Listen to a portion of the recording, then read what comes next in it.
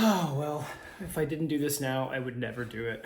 Uh, I didn't want to peel myself off the couch. Been I guess, a fairly busy day. I have something in my teeth. Um, yeah, let's see. What did I do today? Today was mostly me rearranging my apartment. Nobody, as nobody watching this can see, I'm in a new space, but the new space is really just my living room slash kitchen area. Um, I've basically I've been kind of trying to explore what maybe something that subconsciously in my mind has existed for a long time about space, how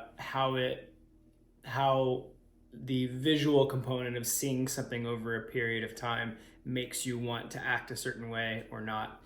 And what I mean by that is you can kind of see it in frame, but this is my kitchen island, and I spend a lot of time in the kitchen, a lot of time preparing food, a lot of time getting the dogs' food ready. Uh, Oftentimes, like Home Alone style, I will make my dinner and sit at one of these chairs at the bar, and it's really nice. I enjoy it. But something that is kind of interesting is that before my uh, desks were here, which I put here today, these were in my office, was my couch. So my couch was in here. It's because it's supposed to be like a living room, right? And in a living room, you have a couch and you have certain things that make it feel like a space. And so if you have people over, they have a place to sit, and it's in like the main common space.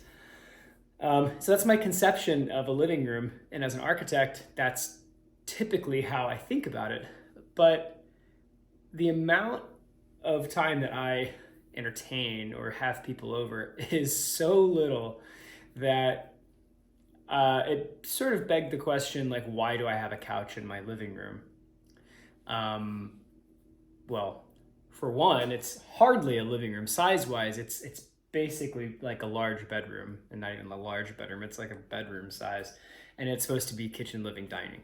So already by the size component, you just don't have the space to put a lot of things that take up space. But the couch, I was like, okay, this is a necessary thing. I have another bedroom. I'll put my office stuff in there. But I hated working in the second bedroom, which had my desk and stuff. It was just like, I never wanted to be in there. Yet I needed to spend more time in there, but I would always spend so much time in here that something just felt off. It didn't feel right, I guess. And so logically, you say, well, the second bedroom is an office and this is a living space. You put the couch in the living space, you put the desks in the office. But I was like, you know what? I'm going to be living here for 2 more months. And, I'll probably find another place after this. I'm going to make the space how it's conducive to how I work and how I think and how I act. So that's one part of it. The other part is because I spend so much time in the kitchen, I will stand at that place, at that spot, like in between the main kitchen and the bar, and look at the brick wall. And what was here before was the couch. So I spent so much time over there, and I'm looking this way, and I'm seeing the couch over and over and over and over. And so the more I see the couch, the more I think relaxation. See the couch, relaxation. And I think it was a subconscious thing because invariably, like, I kind of just gravitate naturally to the couch to sit or watch a show or whatever. And I started to think about, like, okay, I'm probably consuming too many shows right now. Or, I mean, okay, it's the holidays, we can relax a little bit, but I need to be working more. I want to be working more. I have things I can do. But I'm so unmotivated because spatially I go into that other room and I'm just like, oh, I don't want to be in here.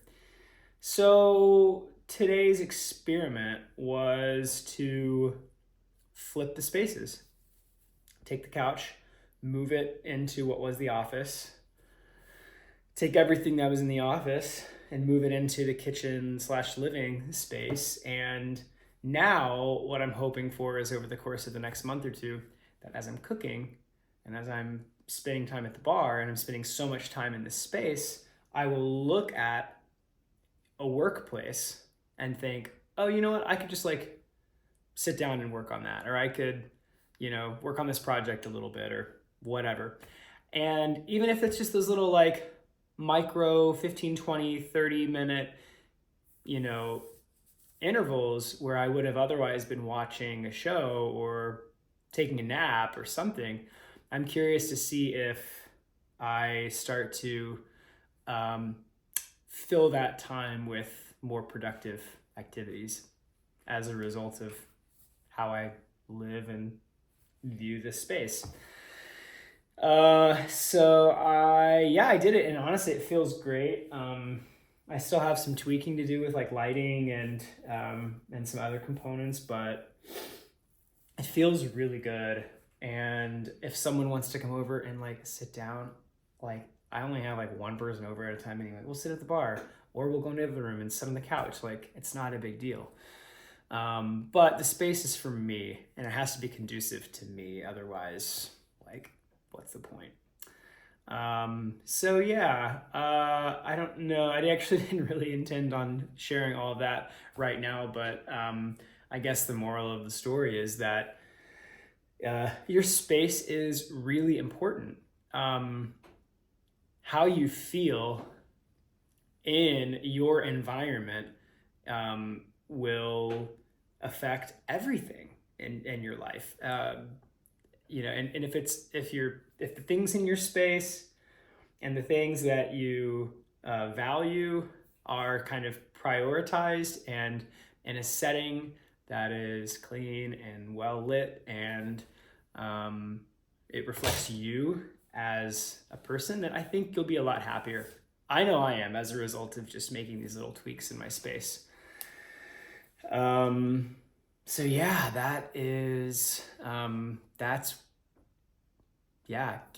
your space clean, rearrange, play with it, tweak it, get it right.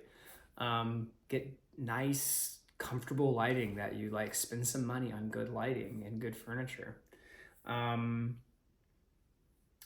God, I had another point. I only got like 5.5 hours of sleep again. Jet woke me up in the middle of the night to go to the bathroom.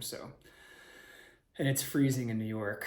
So I was not very happy about that. So I'm underslept.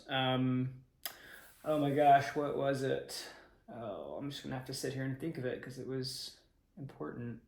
Oh, yeah. Okay, so I don't know how this relates to anybody who's watching this in the future, but I'd be curious to know what other people, what sort of visual or audible components in their life maybe subconsciously affect their behavior in a way that they don't recognize. Of course, how do you have to be able to recognize something, but look around in your space, and is there something that you're looking at that is encouraging an activity that may not actually seem wrong? Like a couch belongs in a living room. That doesn't seem off. But if you work out of your home and it doesn't make sense for a couch to be in a tiny living room, then move the couch. Like what things in your space are either conducive or non-conducive, or prompting certain activities that maybe you don't desire in your life. It can be positive or negative. I'm just curious. So anyway, I think that's it. I'm watching a documentary on Netflix, and I'm going to pass out and try and get some really good rest, and maybe do a run in the freezing cold tomorrow, assuming it doesn't rain, and then make some pancakes, because that's what I want to do.